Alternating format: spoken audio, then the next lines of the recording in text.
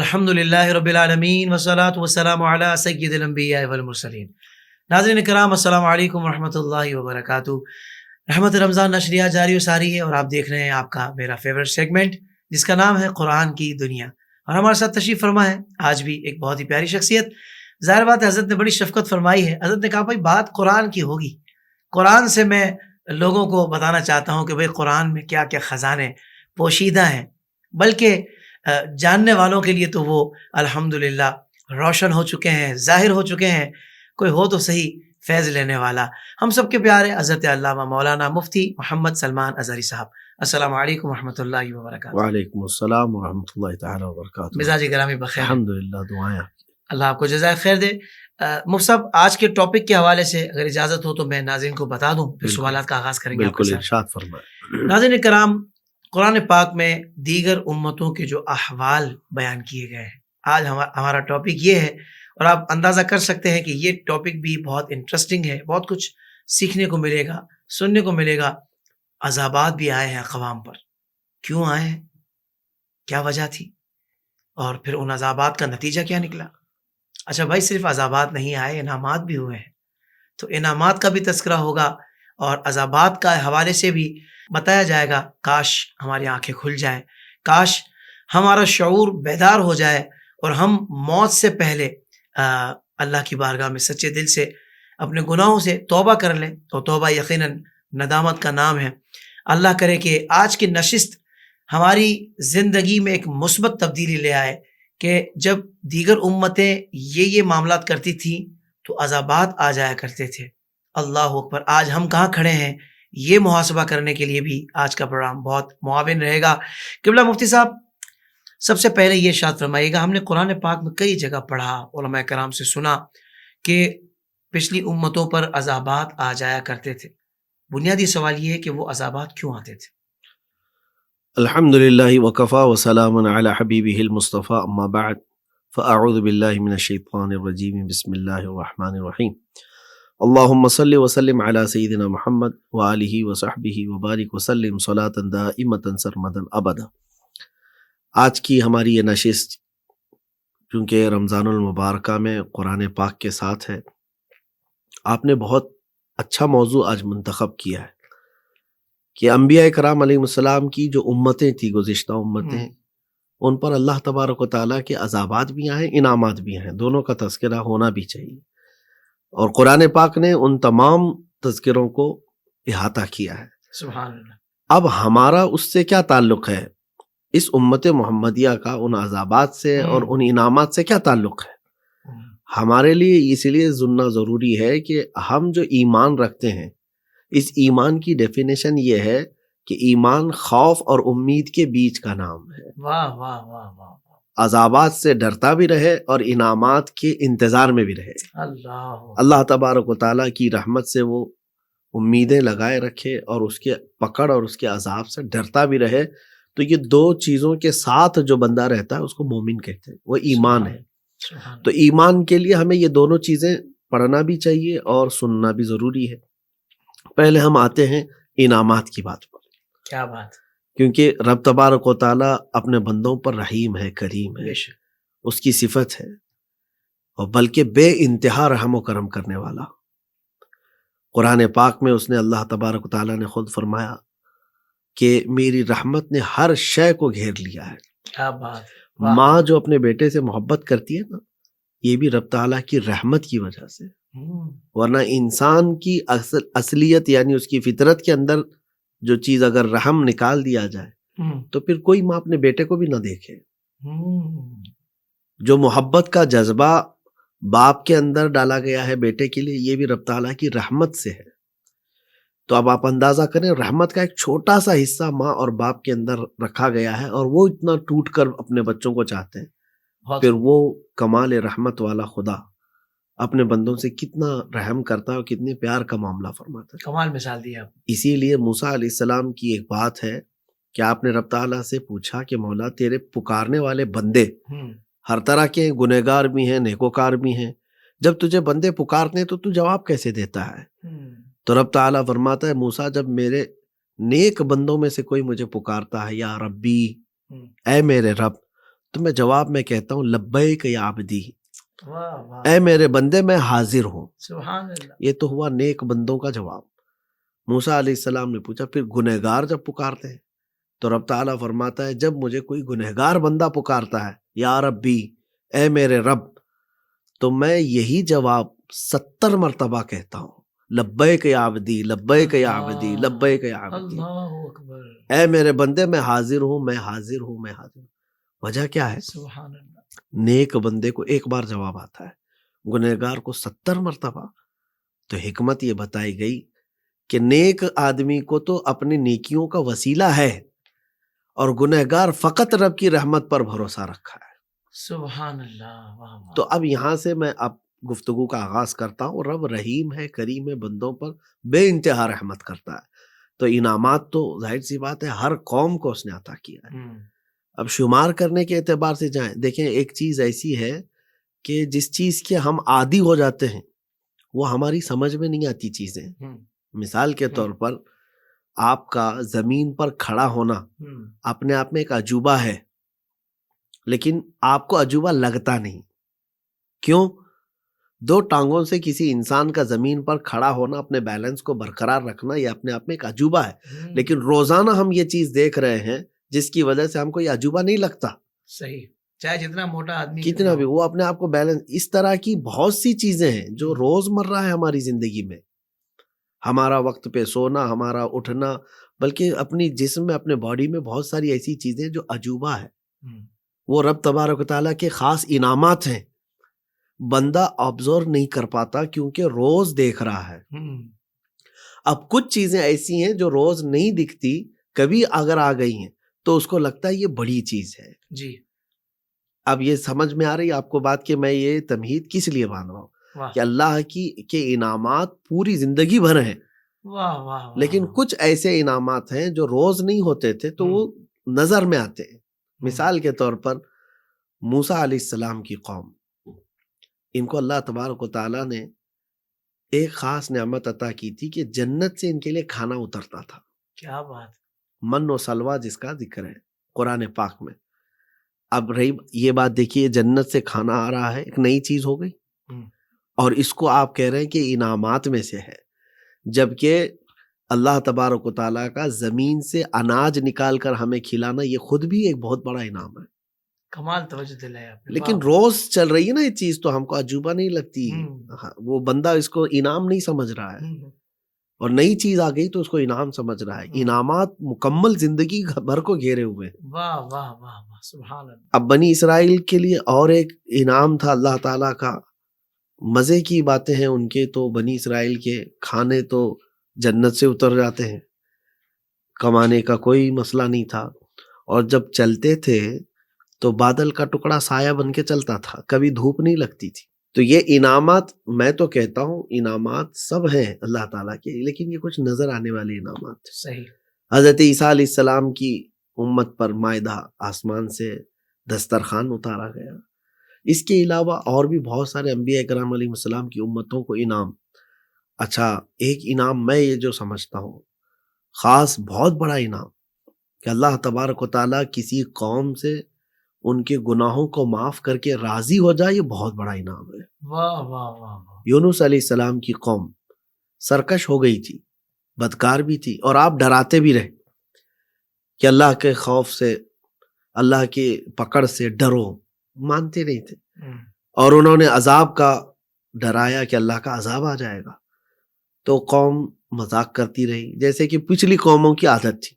لیکن ہوا کیا، حضرت یونس علیہ السلام اپنی قوم کو ایک رات عذاب آنے کا سنا کر کے چلے گئے، لیکن آپ بستی میں ٹھہرے نہیں، نکل گئے، کہا کہ تمہاری اس پوری بستی پر اللہ کا عذاب ہے۔ آپ گئے، اور پھر وہ واقعہ پیش آیا کہ آپ سمندر کے سفر پر نکل پڑے، کشتی میں بیٹھے، پھر کشتی میں ہوا یہ کہ وہ ہچکولے کھانے لگی، تو کشتی والوں نے اٹھا کر حضرت یونس علیہ السلام کو سمندر میں پھینک دیا۔ تفصیل ہے اس میں، جی جی، میں مختصراً عرض کر رہا ہوں کہ پھر اللہ کے حکم سے مچھلی نے آپ کو نگل لیا، مچھلی کے پیٹ میں آپ تقریباً 40 دن تک رہے۔ اب یہاں پر مجھے بتانا یہ ہے کہ یونس علیہ السلام کی قوم کا کیا ہوا جب نبی ان سے دور ہو گئے. عذاب کا آنا تو طے تھا. تو جب آسمان پر بدلیاں چھانے لگ گئی، ابر جمع ہونے لگ گیا، تو یہ سب کے سب قوم کے بوڑھے گھروں سے باہر نکل آئے. کہا کہ یونس جو کہہ رہے تھے وہ سچ بات تھی، آ جاؤ سب کے سب نکلو، باہر آؤ. واہ واہ. سب کے سب گھروں سے نکلے، بچے بوڑھے جوان مرد خواتین سب میدان میں جمع ہوئے، اور سبوں نے پکار پکار کر کے کہا اے یونس کے خدا، ہم ایمان لاتے ہیں تیرے بھیجے ہوئے اس رسول پر، ہم نے جھٹلایا تھا، ہم اپنے گناہوں پر شرمندہ ہیں، اور ہم تیری عبادت کے لیے سر جھکاتے ہیں. تو اللہ تعالیٰ کی بارگاہ میں جب وہ گڑ گڑانے لگے تو 11ویں پارے میں رب تعالیٰ فرماتا ہے ہم نے عذاب ہٹا دیا ان سے، جو آسمان پر نشانیاں بھی بن چکی ہیں جس کی، صحیح. لیکن اللہ تعالیٰ نے ہٹا دیا. تو اس اعتبار سے جو انعامات آئے نا، ان انعامات میں یہ بہت بڑا انعام ہے. واہ واہ واہ. عذاب کو ہٹا دینا یہ اللہ تعالیٰ کا بہت بڑا انعام ہے. سبحان اللہ سبحان اللہ. اب جو چیز میں نے ذکر کی ہے من و سلوہ وغیرہ کے سلسلے میں آپ کو بتاتا ہوں، یہ انعامات میں کھانے پینے کی انعامات، یہ زندگی گزارنے کی چیزیں ہو گئی. سب سے بڑا انعام ہے کہ اللہ کی رضا مل گئی ہو. سبحان اللہ سبحان اللہ. اللہ کی رضا مل گئی ہو. یہ چند ہی لوگوں کے ساتھ ہوا ہے یہ انعام، اور اللہ تبارک و تعالیٰ وہ انعام کی بارشیں ہمیں بھی عطا فرمائے. اب آتے ہیں عذابات کی طرف. صحیح. ظاہر سی بات ہے عقل بھی اس بات کو تسلیم کرتی ہے کہ جس کو رب تبارک و تعالیٰ جنت سے کھانے اتار رہا ہو، آسمان کا بادل کا ٹکڑا سایہ کرتا ہو، نہ کپڑے دھولنے کی فکر ہے، کچھ بھی کام نہ ہو، اتنے انعامات میں جس کو رکھا گیا ہو، پھر اگر وہ اللہ کی نافرمانی کرے تو پھر عقل بھی یہ کہتی ہے کہ ایسے آدمی کی پکڑ ہونی چاہیے. ایسے بندوں کے اوپر تو پھر سزا ہے. چونکہ پوری دنیا کا قانون یہ ہے، فطرت بھی ہے کہ ہم آپ کو سہولیات دے رہے ہیں، لیکن آپ ہمارے خلاف جائیں گے تو پھر ہم آپ کی پکڑ کریں گے. بالکل صحیح. پھر بھی رب تبارک و تعالیٰ بہت مہلت دیتا ہے، بہت مہلت. اب پھر عذابات کا دور جو شروع ہوا، نوح علیہ السلام کی قوم پر عذاب آیا تھا. اسی طرح سے آپ کے بعد ایک قوم ایسی آئی حضرت ہود علیہ السلام کی. جی. قرآن پاک میں ان کا بھی ذکر ہے. یہ ہود علیہ السلام کی قوم بڑی طاقتور تھی، بہت طاقتور تھی، اور یہ کسی بات سے خوف نہیں کرتے تھے. اچھا. ہاں. تو اللہ تبارک و تعالیٰ کے نبی ہود علیہ السلام ان کو ڈراتے رہے کہ دیکھیے غرور اور تکبر بھی ایک بہت بڑی نافرمانی ہے. بت پرستی، شرک، یہ سب تو گناہ عظیم ہے. غرور اور تکبر کرنا کہ مجھے کوئی چیز نقصان نہیں پہنچاتی، یہ اپنے آپ میں بہت بڑا گناہ ہے. یہ ہود علیہ السلام کی قوم. پھر جب اللہ تبارک و تعالیٰ کا عذاب آیا تو کیسے آیا؟ مسلسل 8 دن اور 7 راتیں تیز ہوا چلتی رہی. اتنی تیز ہوا چلی کہ ان میں سے ایک بندہ بھی باقی نہیں رہا، سب کے سب مر گئے، سب مر گئے. ہود علیہ السلام کی قوم پر یہ عذاب تھا، غرور اور تکبر کی بنیاد پر. اچھا، شعیب علیہ السلام کی قوم، اس قوم کا عجب معاملہ تھا کہ یہ ناپ تول میں کمی کرتے تھے. قرآن پاک میں اس کا بھی ذکر ہے، وَلَا تَنْقُصُوا الْمِكْيَالَ وَالْمِيزَانَ. اللہ نے فرمایا کہ ناپ تول میں کمی ہرگز مت کیا کرو. وَلَا تَبْخَسُوا النَّاسَ أَشْيَاءَهُمْ. چیزوں کو جو ہے گھٹا کر کے لوگوں کو رکھنا اللہ تبارک و تعالیٰ کی بارگاہ میں سخت نافرمانی ہے. آج کے دور میں بھی ایسا نہیں کہ صرف شعیب علیہ السلام کی قوم میں تھا. ناپ تول میں کمی کرنے کی وجہ سے اس قوم کو جب شعیب علیہ السلام ڈراتے رہے اللہ کے حکم سے، تو وہ قوم کیا کہتی تھی؟ کیا ہوگا ہمارے ساتھ؟ آپ کا عذاب، آپ کا آنے والا عذاب بھی ہمارا کچھ نہیں کر سکتا تھا. ان کے ذہن میں بات یہ تھی کہ تاریخ میں 2-3 قسم کے عذاب آئے تھے، یعنی حضرت نوح علیہ السلام کے سیلاب کا عذاب، اور حضرت ہود علیہ السلام کے ہواؤں کا عذاب، اور پھر حضرت لوط علیہ السلام کی قوم جو بدکاری میں مبتلا تھی ان پر پتھروں کا عذاب. اللہ اکبر. نوکیلے پتھر برسائے گئے تھے جس سے ان کے بھیجے پھٹ گئے، نکل گئے، اور وہ ہلاک ہو گئی. پھر اس زمین کو اٹھا کر کے پلٹ دیا گیا تھا. تو یہ 3 عذابات ان کے ذہن میں تھے. تو وہ کیا کرتے تھے شعیب علیہ السلام کی قوم کے لوگ؟ پورے پہاڑ تراش کر کے ان میں گھر بنا چکے تھے. اب وہ کہتے کہ سیلاب کا پانی بھی یہاں نہیں آئے گا، ہواؤں سے کوئی پہاڑ اڑ کے نہیں جائے گا، اور پتھر برسیں گے بھی تو پہاڑ پر کچھ اثر نہیں کریں گے. یعنی اپنے زوم میں انہوں نے اپنی پوری تیاری کی ہوئی تھی کہ اس عذاب کا کچھ نہیں ہوگا. لیکن رب تبارک و تعالیٰ کے حکمت کے فیصلے وہاں تک کون پہنچ سکتا ہے؟ اب قرآن پاک میں ذکر ہے ان تینوں عذابات کے برخلاف ایک ایسا عذاب بھیجا، اللہ تعالیٰ نے ایک ہی فرشتے کو اتارا، جس میں روایات میں آیا حضرت جبرائیل علیہ السلام وہ آئے، اس قوم کے وہ بڑے بڑے گھر تھے، بستی میں آپ اترے اور آپ نے ایک چیخ ماری، آواز لگائی، فرشتے کی آواز تھی جس کو چنگھاڑ کہیں یا چیخ، اور یہ آواز اتنی بڑھتی گئی کہ آواز بھی اپنے آپ میں ایک بہت پاور رکھتی ہے۔ آپ کو پتہ ہے آج بھی جو ہے جو بم ہے یہ آواز کی وجہ سے ہی زیادہ ہلاکت لاتے ہیں، آواز کی وجہ سے۔ تو جبرائیل علیہ السلام کی آواز اتنی تیز ہو گئی کہ یہ جتنے اپنے پہاڑوں کے بنے ہوئے گھر تھے اس میں اپنے کانوں میں انگلیاں ڈالتے رہے، آواز سے بچ نہیں پائے، جس کے بعد ان کے کانوں سے بھیجا نکل گیا۔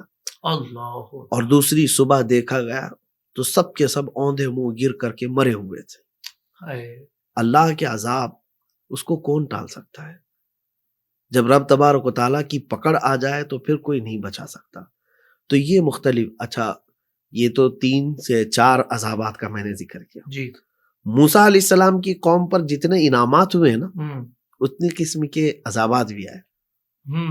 من و سلوہ اتارا گیا، چھاؤں دی گئی ہے، یہ سارے انعامات تو تھے ہی، لیکن عذابات کا ذکر ہے۔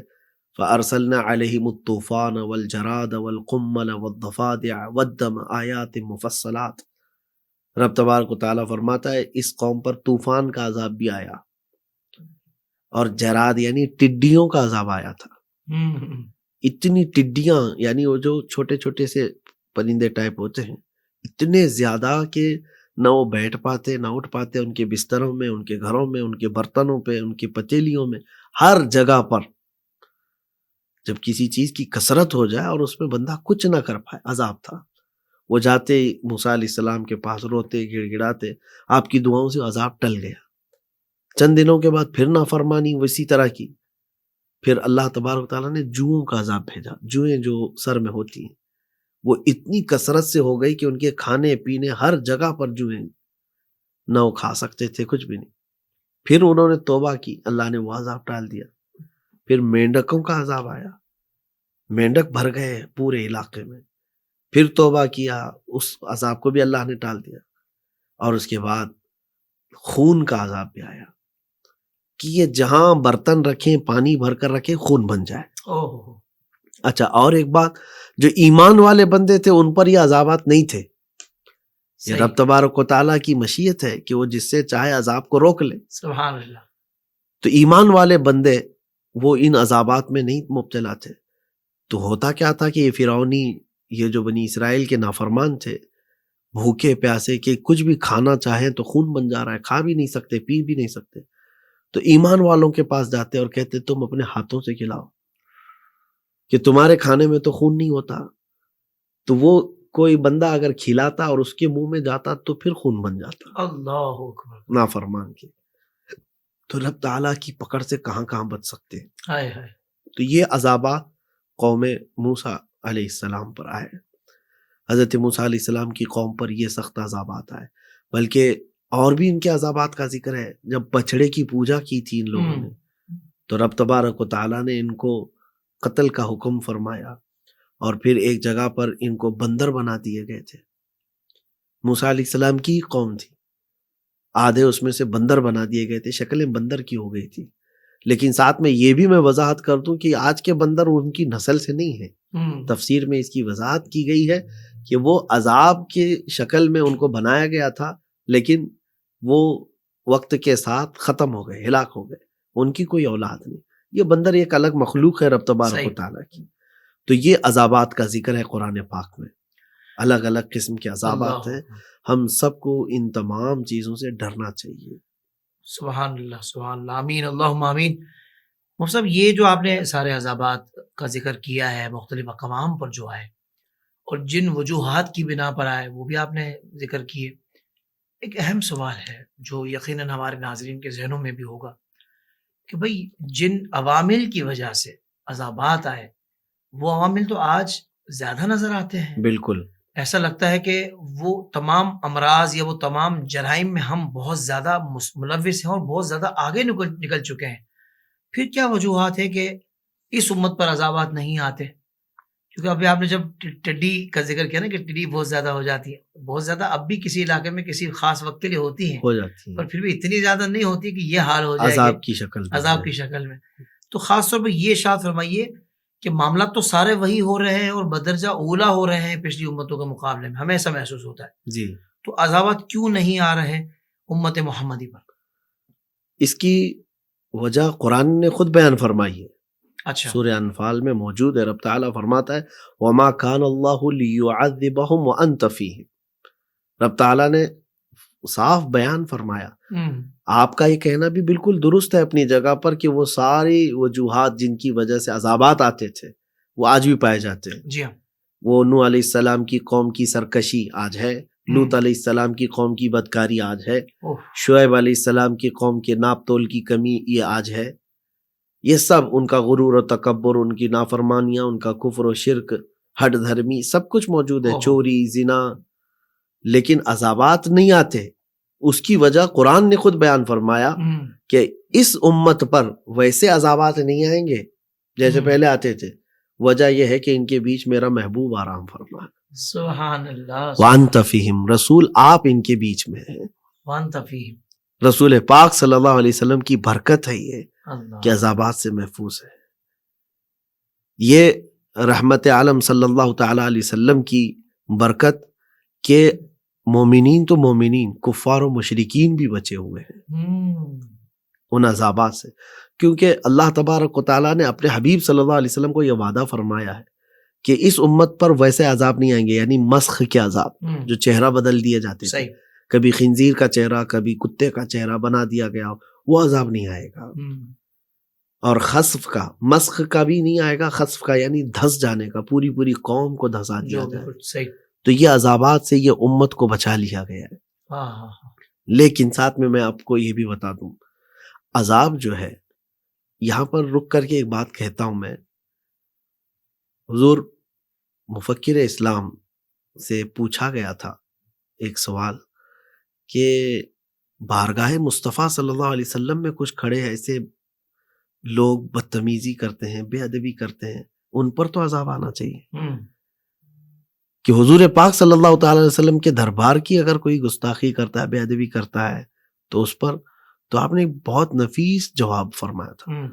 عذاب کا مطلب تم کیا سمجھتے ہو کہ پتھروں کی بارش برس جائے، آگ کے گولے برسائے جائیں، طوفان آ جائے، چہرہ جو ہے بندر کا، خنزیر کا بنا دیا جائے، یہ عذابات ہیں؟ آپ فرماتے ہیں یہ چھوٹے عذابات ہیں، یہ عذابات چھوٹے ہیں. بڑے کیا ہیں؟ بڑا عذاب یہ ہے کہ تجھے زندہ رکھ کر کے اللہ ایمان چھین لے.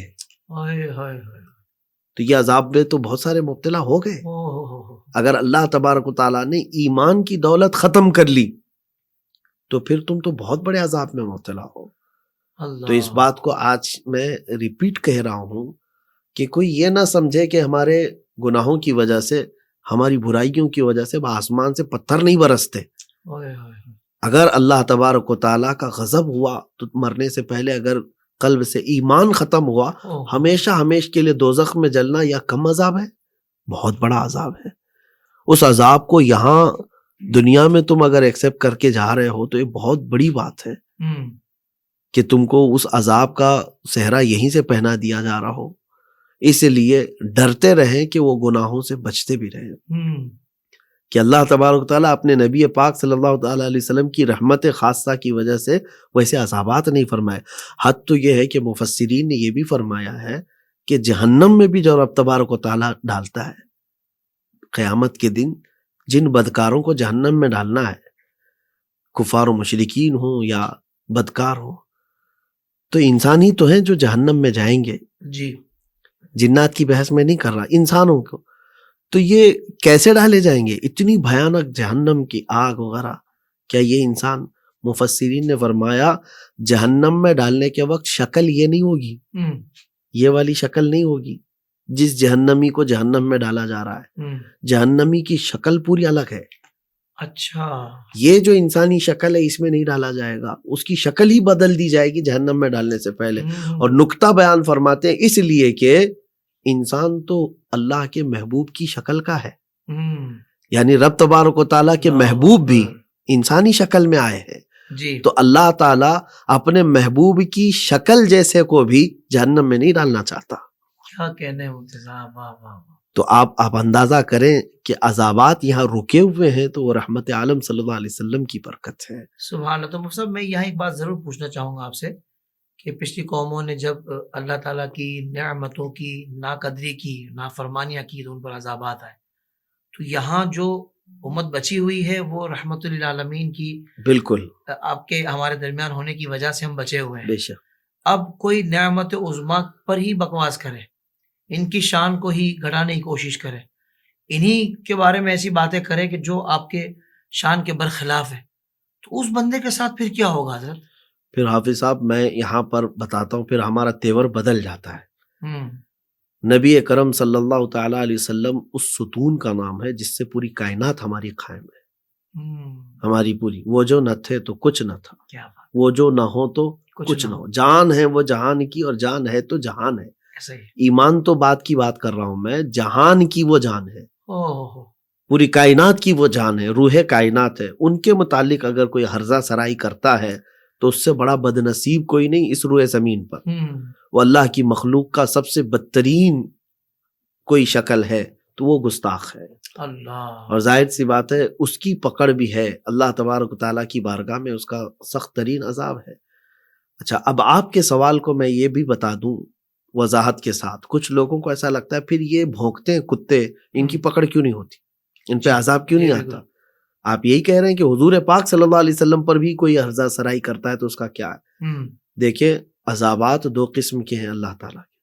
کچھ عذابات وہ ہیں جو دنیا میں دے دیے گئے اور دوسروں کو عبرت بنا دیا گیا، صحیح، عبرت کے لیے عذابات رکھ دی. اور کچھ عذابات وہ ہیں جو آخرت کے لیے محفوظ رکھے گئے ہیں. اب میں دونوں کو بتا رہا ہوں. شعیب علیہ السلام کی قوم کو ایک چنگھاڑ سے ہلاک کر دیا گیا. صحیح. لوط علیہ السلام کی قوم کو نوکیلے پتھروں سے ہلاک کر دیا گیا، زمین پلٹ دی گئی. توجہ، حضرت ہود علیہ السلام کی قوم کو اللہ تبارک تعالیٰ ہواؤں سے ہلاک کیا، وہ بھی ختم ہو گئے. اور نوح علیہ السلام کی قوم سیلاب سے ہلاک ہوئی. یہ جو ہلاکتیں ہیں، یہ جو عذابات ہے، آخرت میں ہونے والے اس عذاب کا 10واں حصہ ہے. اللہ اکبر. اب آپ اندازہ کریں جو آخرت کا عذاب جس کو دیا جانا ہے، جو 90% زیادہ ہے، وہ ان گستاخوں کے لیے رکھا گیا ہے جو روح کائنات کے ساتھ ہرزہ سرائی کرتے ہیں، حضور پاک صلی اللہ علیہ وسلم پر دشنام ترازی کرتے ہیں. تو ان کے لیے دردناک عذاب ہے. جہاں رب تعالیٰ نے فرمایا، اب آپ قرآن پاک کی آیتوں کو دیکھیں، عذاب علیم جہاں کہا گیا ہو دردناک عذاب، عذاب عظیم جہاں کہا گیا ہو بڑا عذاب. حضور پاک صلی اللہ تعالیٰ علیہ وسلم تو یہ فرماتے ہیں عذابات کی بہت شکلیں ہیں.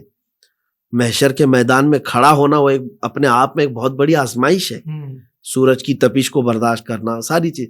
لیکن جہنم میں جانے کے بعد وہ بھی ایک عذاب کی شکل ہے.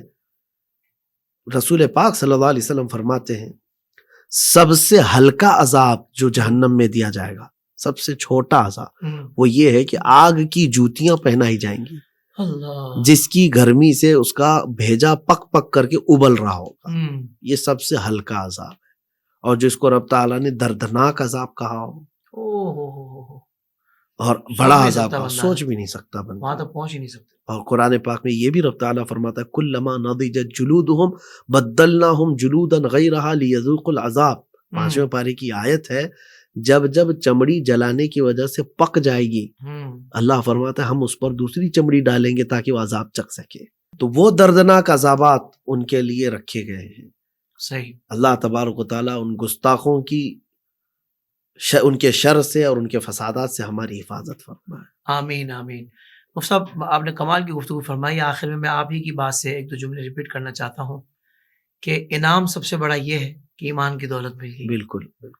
اور کمال بات یہ ہے کہ جو بندہ دنیا سے ایمان لے کر رخصت ہوا نا، وہ ایمان وہ کتنا بڑا اللہ پاک کا انعام ہے. بہت بڑا. یہی انعام اتنا بلند ہے، اتنا بڑا ہے کہ میں کہتا ہوں بظاہر آسمان سے وہ دسترخوان آنا اور کھانے آنا اس سے بھی کئی گنا بڑا یہ نام ہے کہ دنیا سے ایمان سلامت دے کر گیا ہے، بالکل صحیح، کیونکہ اب آخرت اس کی ہے۔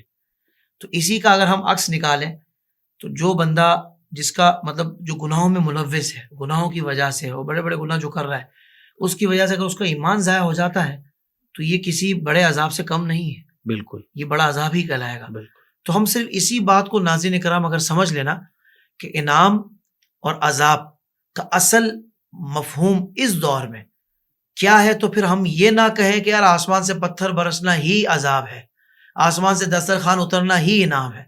پھر ہم یہ سمجھ جائیں کہ بھائی ایمان اتنی بڑی دولت ہے کہ اگر برے لوگوں کی صحبت یا غلط عقیدہ رکھنے والوں کی بد عقیدگی اگر وہ آپ کے اندر آ گئی اور اس کی وجہ سے اگر آپ کا ایمان ضائع ہو گیا تو یہ بہت بڑا عذاب ہے، بہت بڑا عذاب ہے۔ اللہ تعالیٰ سے دعا ہے اللہ تبارک و تعالیٰ نے جو ہمیں نعمتیں دی ہیں وہ بھی سلامت رہیں اور اس پر ہم شکر ادا کرتے رہیں، اور سب سے بڑی نعمت اللہ نے جو ہمیں دی ہے وہ ایمان کی دولت ہے، یہ سلامت رہے۔ یقین مانے میں کہتا ہوں ایمان سلامت ہے، سب کچھ سلامت ہے۔ مصعب یقین مانے کبھی بات ہوتی ہے نا تو بچے بھی ساتھ ہوتے ہیں سفر میں، تو بات چلتی ہے کہ پپا یہ ہو گیا، تو میں کہتا ہوں بیٹا یہ چلا گیا نا، یہ کچھ بھی نہیں گیا، شکر کرو کہ ایمان سلامت، الحمدللہ۔ تو یہ فکر اور یہ شعور بھی کسی کا اگر بیدار ہو جائے تو میں یہاں کہتا پر ہوں میں آپ کو بتاتا ہوں، مجھے جو ہے بچپن سے جی چیزیں بھول جانے کی ایک عادت ہے، ہوں جیسے رومال کہیں رکھ دیا، قلم کہیں رکھ دیا، میرا چشمہ، میری گھڑی،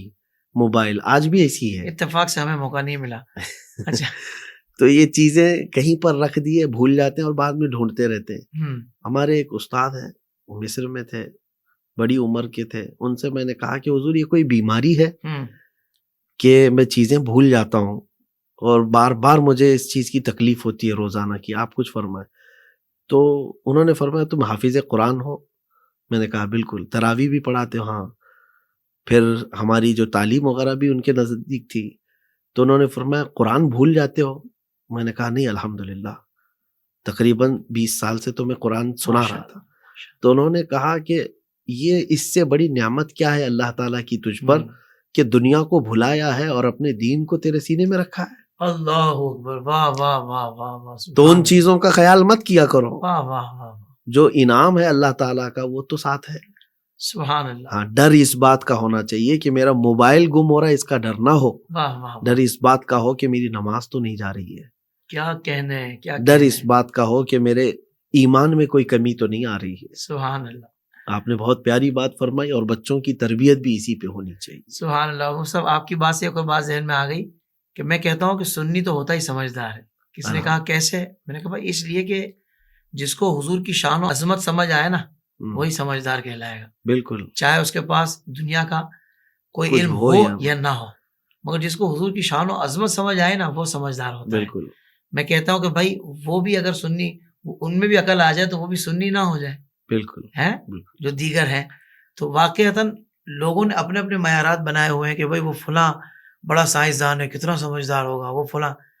اللہ تعالیٰ نے کتنی خوبصورت بات کی کہ بھائی قوت حافظہ کی اس سے بڑی دلیل کیا ہوگی کہ قرآن پاک یاد ہے۔ اگر کچھ بھول بھی جاتے ہیں تو وہ معیار نہیں ہے، معیار قرآن پاک کا یاد رہنا ہے۔ اللہ آپ کو جزائے خیر دے۔ مصعب کسی بھی ٹاپک پہ آپ گفتگو کرتے ہیں ماشاءاللہ، دل چاہتا ہے کہ گفتگو آپ کرتے رہے اور ہم سنتے رہیں۔ آپ کو سلامت رکھے۔ تو انشاءاللہ حضرت پھر اگلے پروگرام میں یعنی کہ کل کے پروگرام میں ایک اور ٹاپک کے ساتھ آپ سے میں گفتگو ہوں گے، اور ہمارے ناظرین پھر خوش ہو جائیں گے کہ بھائی آج مفتی صاحب کون سی باتیں ہمیں بتائیں گے۔ آپ کا بہت شکریہ مصعب، ہم نے وقت عطا فرمایا۔